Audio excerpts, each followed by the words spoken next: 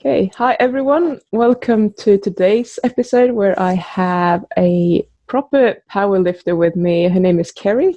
She's been doing she will tell you everything about it because I don't actually know that much about Kerry, but I know that she started doing a keto diet 3 or 4 months ago, and the last month she's been pure carnivore. So I wanted her to come and share her experience with what that journey been like and where she's going with that. So welcome to the show, Kerry. Hi, thanks for having me. You're welcome.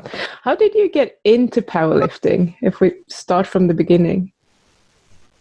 Yeah, well, it starts way back, actually.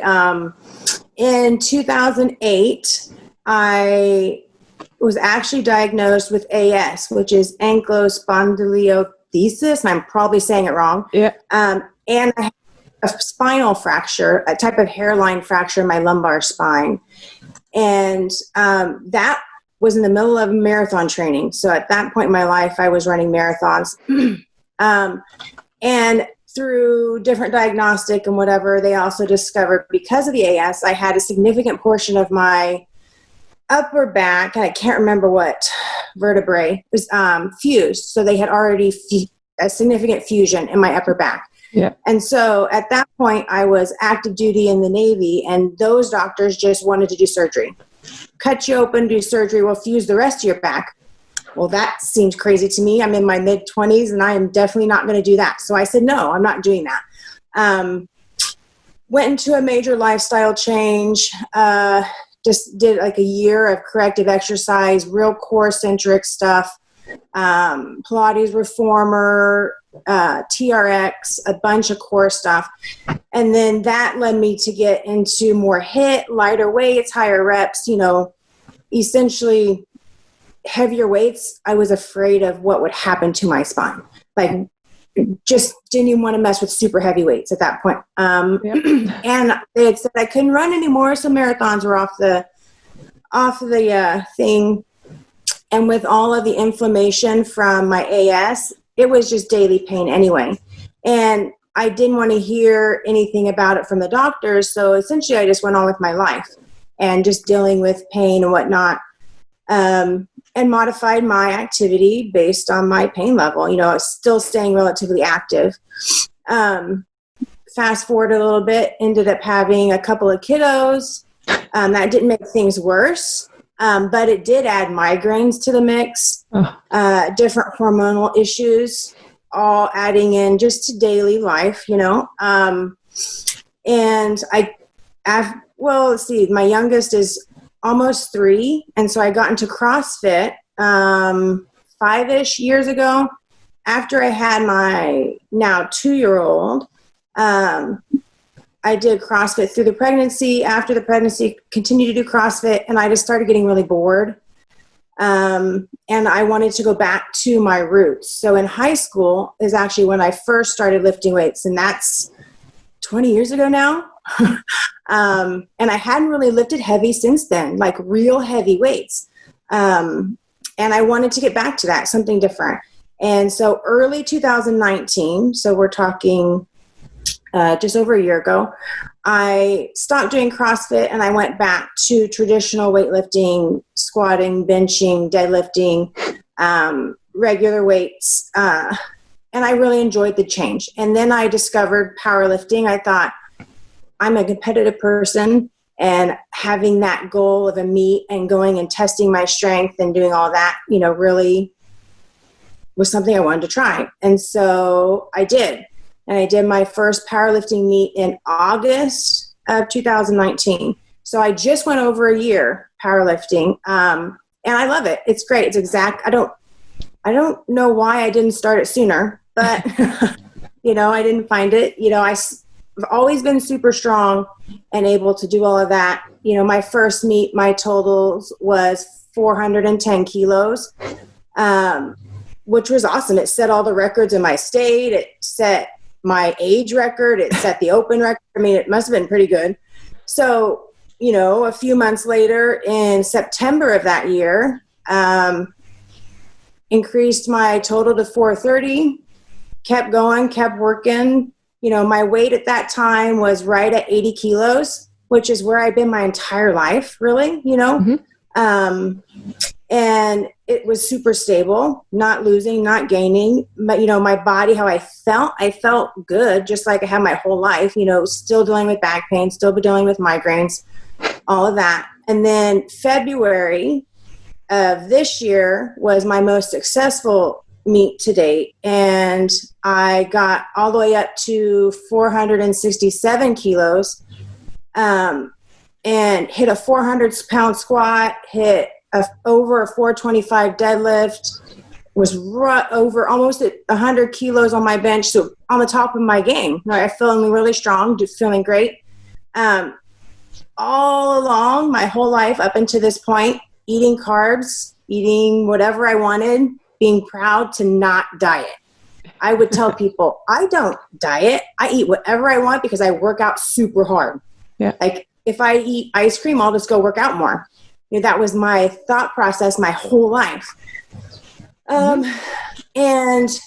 after that meet was great. Life was what it was. But back it up a couple years, my biological mom was actually diagnosed with Alzheimer's in her mid-50s. Wow. Severe, rapid onset Alzheimer's. And for whatever reason, in February, March of this year, I started thinking about it more and started researching more about Alzheimer's, and came across some research about how keto and MCTs and all of this type of diet may actually really benefit persons with Alzheimer's. And then I researched more. I came across KetoCon, and I love to research. And so when something gets in my brain, I research it to the end of the earth. And so I literally watched almost every presentation for every KetoCon. I got this year's KetoCon, and I watched all of the presentations. And of course, there were several on Alzheimer's. And then I started seeing the presentations on health and fitness. And there were bodybuilding, a lot about bodybuilding and natural bodybuilders doing keto, and really having more success with that diet. But really for me, it was about the brain health. And, I'm almost 40, and I'm not the sharpest tool sometimes. My sisters just say, oh, it's just being a mom. It's just mom brain. Or what's brain fog? What are you talking about? You're just being a mom. And I'm thinking, no, I want to be able to remember things better. And it's not even that. It's about focus, right? Yeah. It's just, I can feel the inability to focus like I could 10 years ago. It's just slightly different. And I don't like that. My 8-year-old asking me something, and I'm saying, yes, I'll go do it. And then 5 minutes later, he comes in and it's like, Mom, did you forget? You could call it what you will, but I would rather that not be the case yet. So I was really intrigued by the information I could find on how cognition can be improved. And, the amazing stories about children and even adults, but really about children that touched my heart about cancer surviving, and how keto they used in conjunction with sometimes, or just alone, and have been able to overcome cancer and are now cancer free, or they used it as a tool in the toolbox, and it was likely a big reason why, but there's no scientific proof to prove, if you are looking for scientific evidence. And like I was telling my husband, because of course I'm telling him all this, and he's like, whatever, what are you talking about? I'm not going to stop drinking soda. Are you crazy? My soda. And anyway, so, I realized that, and I even came across the stuff about the migraines and the whole thing with AS. And so I hate doctors, as I think a lot of people do. And ever since, 2008, and I had the spinal issues and the AS and all that, I kind of just put it out of mind. And we move so much now. My husband's in the Marine Corps, so we move around a lot, which means I don't have the same doctor that I had back then. And so unless I tell them, they don't know those issues that I have. And so it's easy just to ignore them and just move on. But seeing that keto actually may really help those things. The inflammation in itself, there's so much, even if it's just someone's story that shows this helped me and I'm now migraine free. And I found several Facebook pages of all kinds, one specifically is Cure Your Migraines, this group about migraine free because of keto and all that. And so I started following those and different health and fitness. There's actually there's several keto athlete groups, people that supposedly are on keto and are athletes of some sort. And so I started following some of those and finding people on podcasts that I could kind of track and see, what have they done? Has anyone been successful?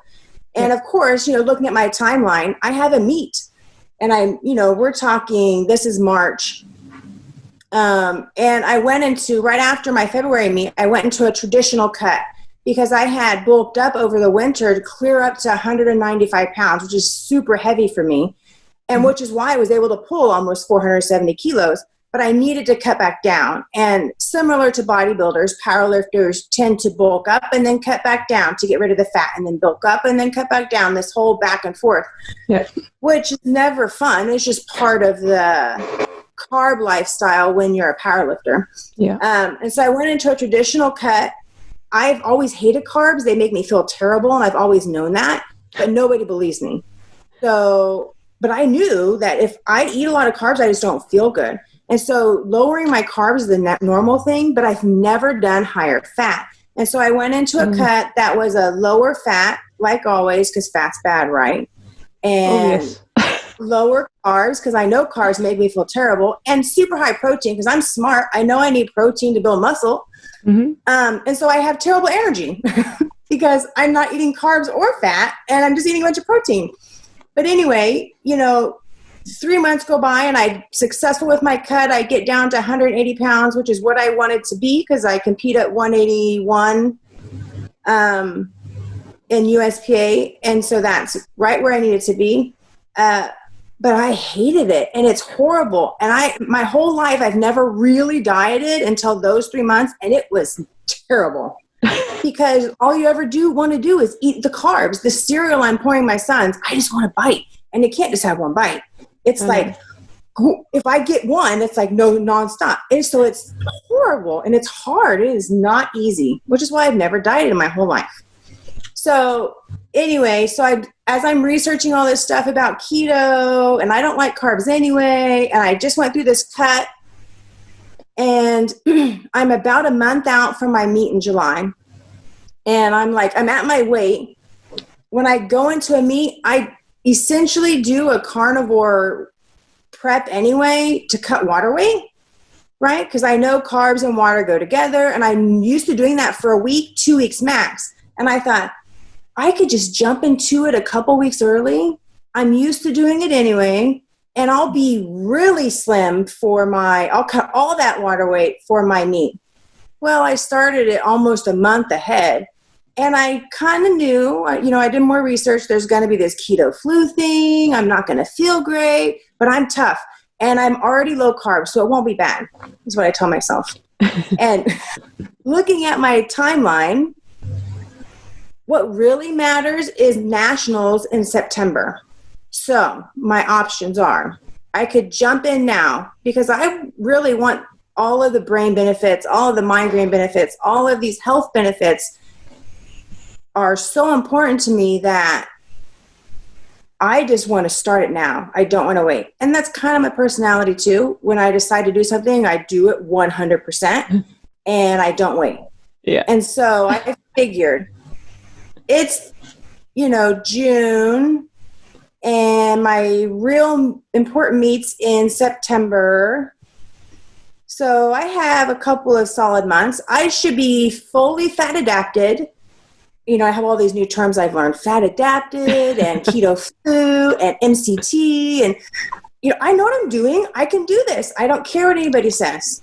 And so June 19th, I tell you, I cut my carbs off. I was like, I hate vegetables and I'm just going to do it. And so I did. And it wasn't too bad, actually, because I was already pretty low carb for the cut I had just done. I didn't have much of a keto flu, a migraine, a couple of days, but I'm used to having migraines anyway. Mm-hmm. And so it really wasn't bad. But as I finished my meat prep into my July meet, things didn't really move. The weights weren't moving like I was used to, and they were a lot harder. And I had a feeling, one, because of the cut, 25 pounds is a pretty significant body cut.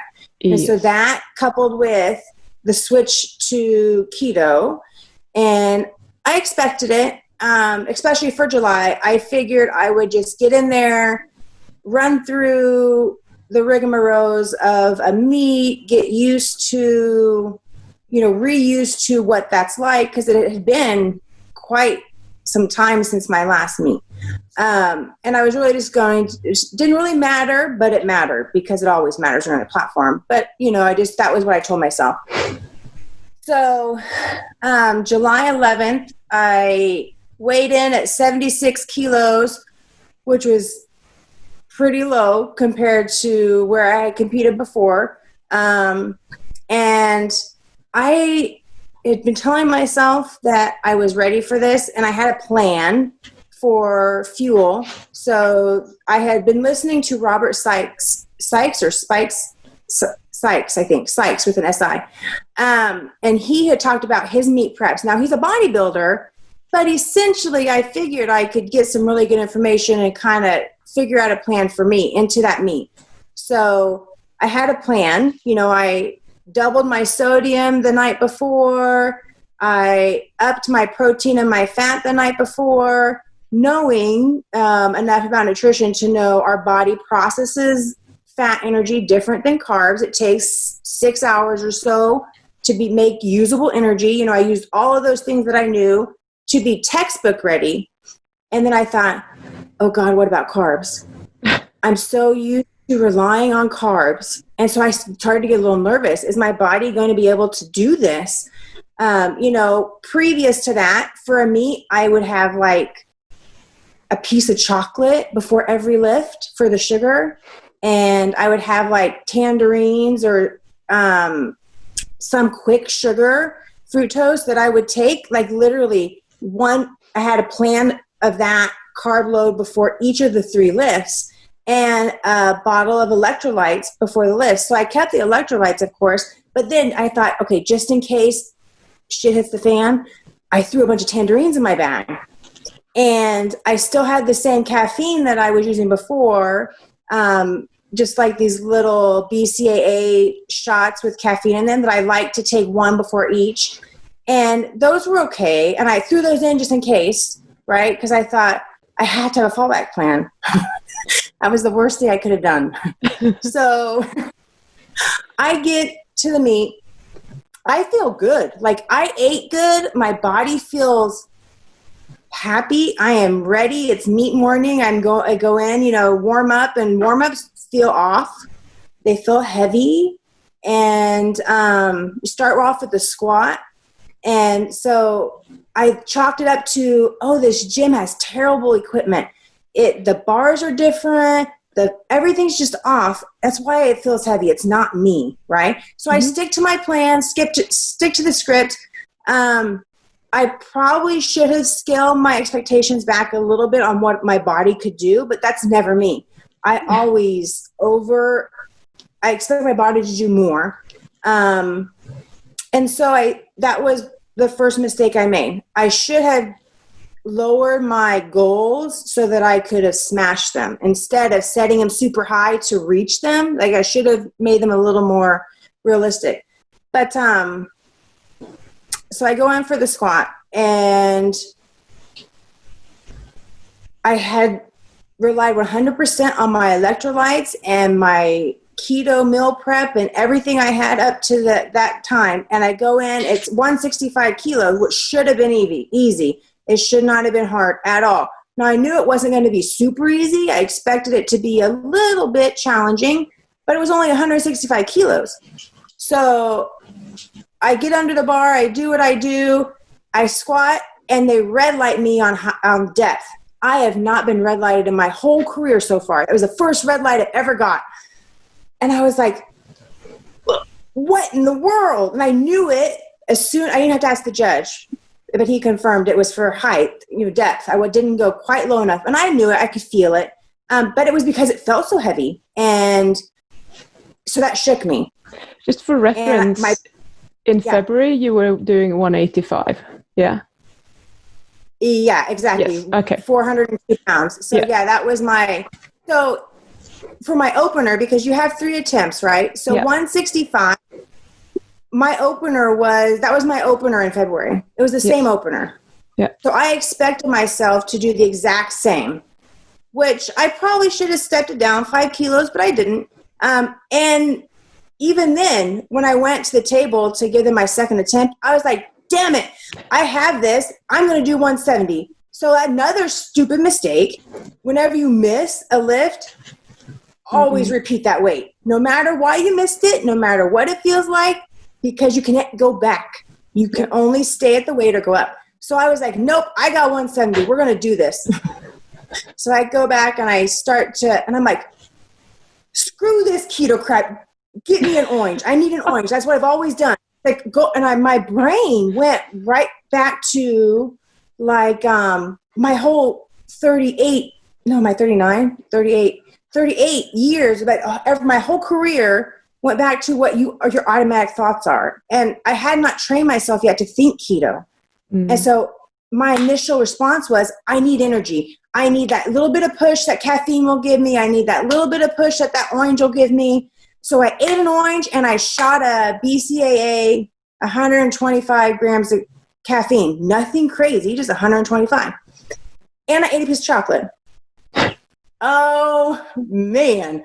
I tell you, I underestimated big time what was going to do my insulin.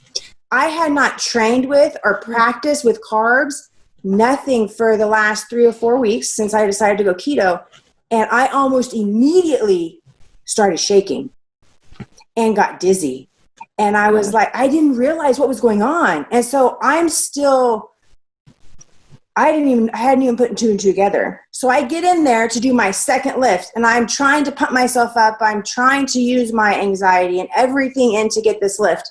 And I had upped it to 170. And so I go in and of course I missed the lift. The spotters had to get the lift. And so guess what I did? I was so pissed. I ate another orange. Yes. And another shot of caffeine and another chocolate, all within 10 minutes of each other. And I had not realized, it seems so silly now. And I think back on it and obviously I can see what's going on. But my mind, it was like automatic. That's what I've always done.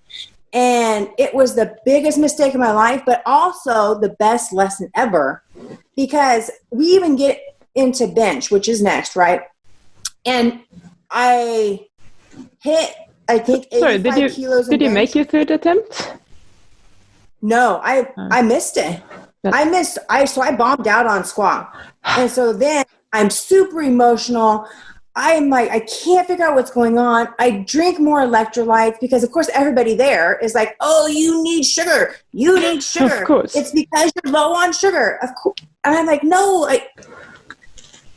And so I go into bench and I hit my first attempt and I miss my second and then I call it and I don't even do my third. I'm like, I had to figure out what in the world is going on. I can't be freaking out. These jitters and this dizziness and this, I shouldn't have even gotten under that bar being that dizzy. It was so not smart. But I don't quit. I don't quit. And I had dropped my bench initial bench down to 85. So at least I hit my bench. You know, I've tried, deadlifts are my lift. I love them. I've always loved them. It's always my strongest lift.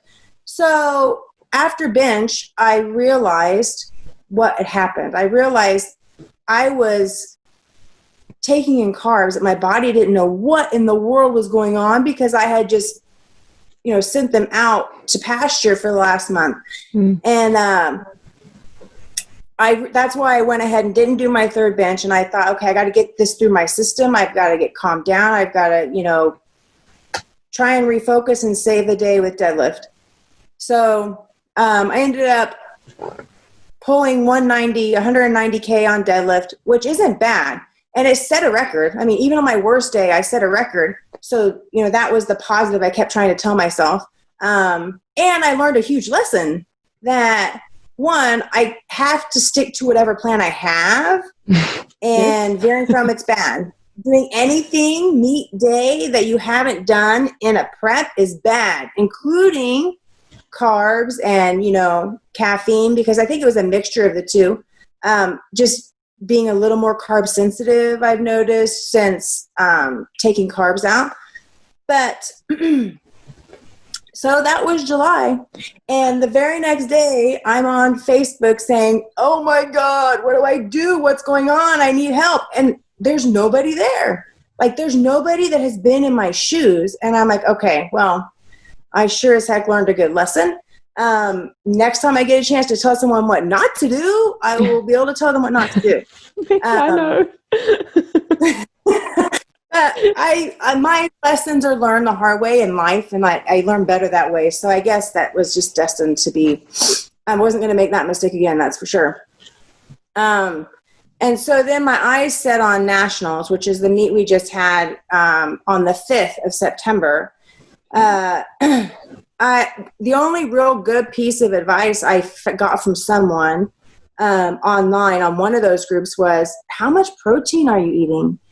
And of course, traditional keto is pretty low protein for someone who's trying to build muscle. And I was eating a ton of fat, because that's everything I could find said, eat a lot of fat, eat a lot of fat. And it felt good to eat a lot of fat because I was always full. You know, by now all my cravings had been disappeared, which was the hard thing before. And, you know, I was just loving the fact that I could serve something to my kids, and I had no desire to take a bite of it at all. And that was wonderful. But anyway, this piece of advice was, how much protein are you taking? And I was around 100 grams of protein. Oh, wow.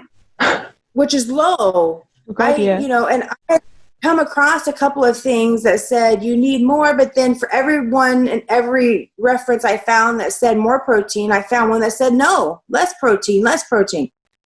I decided, whatever, I need protein. I know I need protein to build muscles. I'm just going to see what happens. And so between the July meet and September, the big change was eat more protein. And I already wasn't eating vegetable carbs. If it was carbs, it was because of the sodium, or that I was eating nuts at that time. It was the nuts. And so just not having any vegetables was really easy. And I was eating so much protein, it really was easily turned into carnivore. So I upped my protein to 200, almost doubled it. And it made a huge difference. So my prep into nationals felt better, but still not 100%. And the biggest difference I was finding was as I was getting down to like 2 reps of one, or 1 rep twice. So a set of 2 singles basically, which is like the heaviest weight you do right before you go do your meet. I really couldn't get the second rep. And so I could get the 95% once, but I couldn't grind out a second like I'd used to be able to. And that's kind of where I was getting stuck. So went into nationals, did pretty much the same thing pre-meet, because I had felt solid that morning, and I only felt like crap when I had the tangerine. And so I didn't even pack any carbs. I was like, it's not coming to the meet with me. No chance am I going to allow myself to do that again. And nationals, I actually had to fly to Ohio, and that was its own dynamic. So I actually changed my plan like 3 or 4 times as to what foods to eat, because I can't take a steak to nationals, right? And I really don't like lunch meat, but that ended up being what my plan was. So it was like lunch meat and hard-boiled eggs. I did take nuts for after, in case I needed something, and a keto brick for after, because the nuts and the keto brick had never really been good for my GI tract, and I don't want any GI issues when I'm on the platform. So I had those in the bag for after the meet if I really needed something. Like, I didn't know how to feel. Would I be hungry and starving and all that? So pre-meet day went well. Upped my sodium, the same thing I did before, literally doubled my sodium intake with electrolytes, and ate a whole lot of meat. Focused, the last meal around 5 or 6 p.m. and then nothing crazy that morning, because I can't lift heavy on a full stomach. And so eating a larger meal like I usually do, that won't be good.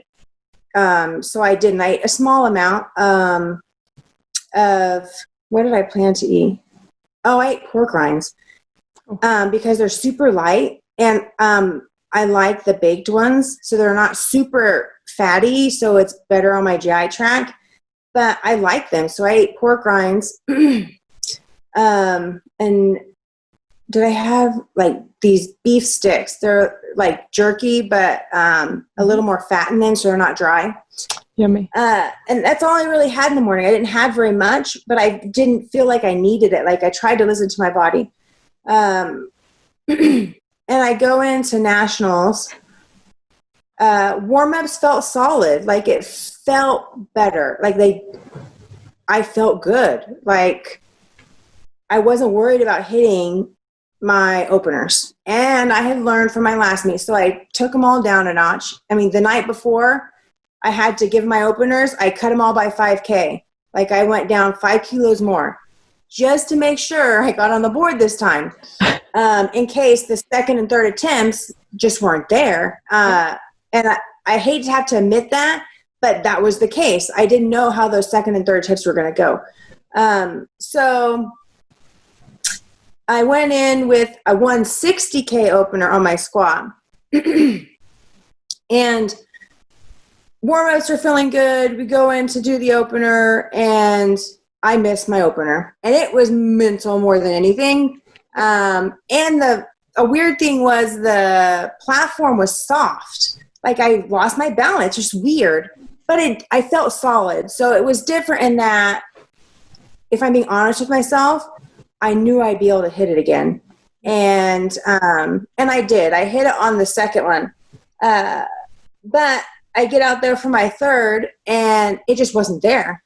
Like, I didn't have any more grit to put into the third. It just, I'd already put out 100% twice, and really hitting my third wasn't there. And so by that time I started thinking, I think that's where I still haven't caught up. Like, my body, my muscles haven't caught up and adapted to where I can do 3 100% effort lifts. Cause that's essentially what you're doing.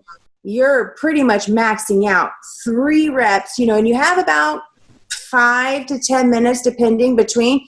And this is a pretty small meet, essentially, because of COVID and all that. So it moved really quickly. So you didn't get quite as much rest in between. So I go into the bench, and I ended up hitting 85K on the bench, and it felt solid until the third, and then it wasn't happening. And my muscles just wouldn't go. Like, it was the same thing as with squat. This third didn't happen. I just didn't have that extra grit to pull out a third attempt successfully. And then the deadlift comes around. I love the deadlift. It's my favorite. And I pull out 190K on my second, and I missed my third. broken record. That was kind of what nationals was. I missed all my thirds, but Yeah. I felt solid, which was very different from the previous meet. It felt good. And looking at my numbers, if I look back at when I was lifting nationals was 75K. So I dropped a little bit, not intentionally, but I dropped even more weight because I had transitioned to carnivore about a month before this meet. And I had actually dropped down to 75K. So I was even lighter, which doesn't help necessarily when you're trying to lift more weight. But comparing my previous meets, I really wanted to be back at what I had hit at that weight. And the realistic goal I had set for myself was I can't expect myself on keto or carnivore to hit the weights I was hitting at 90K. If I'm only 75K, if my body is 75K, it is unrealistic for me to expect my body right now to hit my 90K numbers. And so I changed my goals pre-nationals to only expect myself to hit what I hit in the 80K weight class previous. And it actually was almost exact. I wrote the numbers down just to make sure. But my total ended up being 427.5 for nationals. And I was at like 430 when I had lifted at that weight before. And I was still a whole K lighter, but I still essentially, give it 2.5K. I was close enough to be satisfied, but not happy because obviously I want to lift 470. Obviously that's where my goal is. But going off of how my body felt, I can feel that it is getting better. It's just slow. Getting back to where I was at, it's just slower than I would like it to be. But I'm getting smarter about it too. And I think that helps, learning along the way. Yeah. Patience doesn't seem to be your thing. And that would probably benefit you in this case. Yeah, I have to work at it. That's for sure. Well, I assume since you went on this diet because of your brain health, basically, that you're in for the long run, no matter what. Yeah. I definitely, I knew I was going to sacrifice the ability to lift some weights, at least initially. And I listened to some of the podcasts. I think at least once a week, Robert Sykes says something about people think they have to go back to carbs. Like, and he is 100% no, you don't need them. It will happen. I don't remember how many years he's been on it, but he is one of the people that, just re-encourages me that it will happen. And in the end, I won't have to do the crazy cuts. And because you lose muscle with that too. Even though you don't want to admit it, every time you cut, you lose some strength. Yeah. But, one of the beauties of keto and carnivore is you don't ever have to cut. If you're doing it correctly, you're just going to keep building muscle and keep building muscle and keep building muscle. And those on carnivore or those on carbs, or a SAD diet, traditional bro diet type, you're going to outrun them with muscle because they're just cutting and gaining and cutting and gaining. So the long game is hopefully in my favor. Yeah, I hope and I think that is possible, and you clearly have the right mindset to get there. That's obvious. It was okay, but I was not happy. No, I mean, you need that attitude if you want to compete in a sport like that. You're not going to get anywhere with being, just satisfied. You need to set the bar higher. So yeah, I found it very, very interesting because if you kind of think back to what, how we evolve, and if we evolve eating mainly meat, I assume that human beings were pretty good at doing 1 rep maxes when they needed to shift something. Yeah. They weren't actually doing something for very long periods of time. So I think that, as you say, maybe, in the long run, you might just actually step it up a notch, but who knows how long that's going to take. So, sorry, there's a delay, so I'm not sure when you're speaking. So with that in mind, when is your next meet? November? Yeah, so all of my meets this year I already had on the calendar, which is something I would have changed if I had planned it out and waited, but I didn't. So, it's I want to say late November. So I have about 11 weeks between nationals and there. Yep. So we're looking at like a 4-week build, which is good. And for where I'm at, it's basically just a confidence and just rebuilding my strength because it's there. It's not that I'm weaker. It's that reminding my muscles they can still do it and feeling confident under the weight. Really. And then that'll go 4 weeks there and then go into like a 6-week prep where you slowly add weight and lower your reps and you kind of see where you're at into the meet. So do you have a plan with your diet as well? Are you going to try to increase the amount of food that you're eating to put some weight back on, or are you just going to eat till satiety and hope that things are falling into place? What's happening there? I've learned already. Yeah. One thing I've learned already is I can't just eat until I'm full. I won't get enough. Yeah. And I love OMAD. Like if I was not worrying about strength and just eating, I really enjoy eating a whole lot in one sitting and then just not eating. Yeah. Like that makes me happy. But I can't do that and lift weights. I can't get enough protein in to build enough strength because I don't know anyone who eat 250 grams of protein in one sitting. Like it's just not happening. So I've changed. It's like a kilo of meat. Sorry. Exactly. It's a lot. Yes. My husband's always blown away by how much meat I eat in a day. It's literally more than 2 pounds of meat. So I try and throw in some eggs, but I spread it out. So my goal is on lifting days is closer to 250. But I tend to be hungrier. So I'm trying to listen to my body, which is hard. Listening to my hunger cues. But I've noticed that on my heavier weight days, my body is hungrier. And so I get closer to 250 pretty easily. And I might have to eat that in 2 or 3 sittings. But I basically plan my protein and I'm not worrying about any other macro other than here's my protein, get this in today.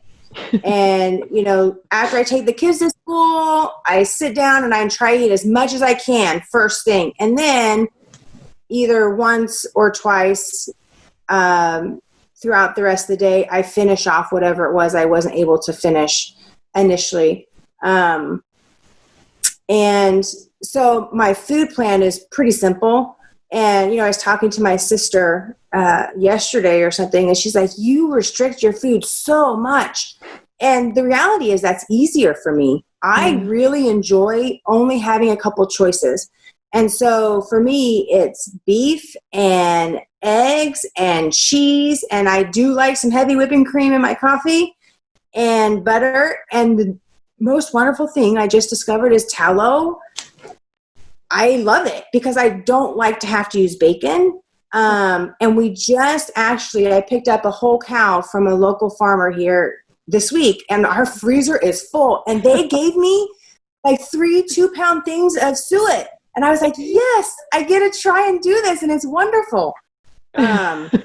And so that's it. My list is short, but it's easy. And we have at least enough meat for 6 months. My husband said, it'll last a year. And I said, honey, no, let's do the math. I'm eating 3 pounds of meat a day, and you're eating, you should be eating 2. Are you? Because he definitely is keto. I've got him on board for keto, but he's like, I can't give up my carbs. I got to have some. And so right now he's doing keto, and we have 2 kids. So we have an 8-year-old and a 2-year-old. The 2-year-old is easier to do keto than the 8-year-old, only because he doesn't know any different. But they're both pretty good with it too. So yeah, my plan is to eat a lot of meat. Yep. And just eat and eat and eat and eat a lot of meat. And hopefully I gain some weight. Lean body mass would be ideal. I really don't want to be 195 pounds. I was body fat percentages. I was at 33% body fat, and I'm not happy at that at all. And so I just have my body fat measured the same day as nationals or the day before after I weighed in, and I was down to 19. And I like being at 19. I like how I feel. I like how I look. And so ideally I won't put on any fat or very little, and keep that lean body mass between now and then. But so yeah, that's my food plan. And electrolytes like crazy. I think LMNT is our electrolyte of choice. We really like LMNT. Okay. I don't know what that is, but I'm sure it's Americans just a do. brand. Yeah. It's European. No, it comes from somewhere. All right. Okay. Maybe someone knows. Anyway, check it out if you want to know what it is, because I can't help you. So if you could go back in time, would you jump straight onto carnivore rather than go via keto if you could redo things? Yes. Yeah. Most definitely. Only because to build strength, you need the protein. Yeah. And it just lends itself to carnivore a little more than keto. And holding on to those carbs that keto allows you to, I think just hinders you to really getting converted to fully fat adapted. I think it's just kind of a crutch, really. Yeah. I think you're probably right. I have some experience from going into keto the first time myself, and I thought, I'm allowed 50 grams per day, so I'm going to eat 1 fruit per day, and I couldn't go into keto because of 1 fruit per day, and that just totally destroyed it. And my legs have never been so heavy in my whole life. I could not run. I tried to run very, very slowly, and it felt like they were made out of lead. Cut the fruit out, bam, I was back to where I was before. So yeah, you're probably very, very correct there. So if someone wants to, someone who's doing very heavy weights, or they're doing powerlifting, whatever, they want to build strength, what would your number one advice be? Don't cheat.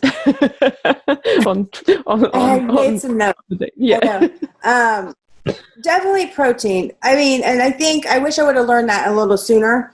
But the other thing is electrolytes. So I mentioned I'm on a bunch of different groups like everybody on Facebook, and people are always saying, everything is so heavy. What kind of carbs should I add back in? What kind of carbs? And there's so many people that say, just take carbs, do this, do that, just take carbs. And I think it's really not. You don't have to do that. If you want to do that, yes. And it will work because it's carbs, it will work.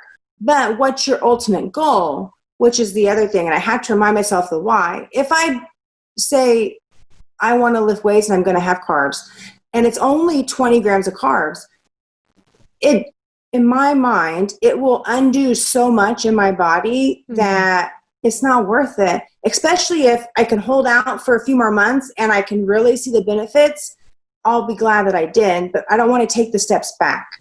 And so it's electrolytes. The other big thing I've noticed in my training is electrolytes. And if that's just salt, Himalayan salt or sea salt in your water, then that works. But find an electrolyte mix or sodium that you can take. And it needs to be stable throughout the day. So you can't just drink a whole bunch in the morning, right? Because our bodies process it. And then by the end of the day, you're out.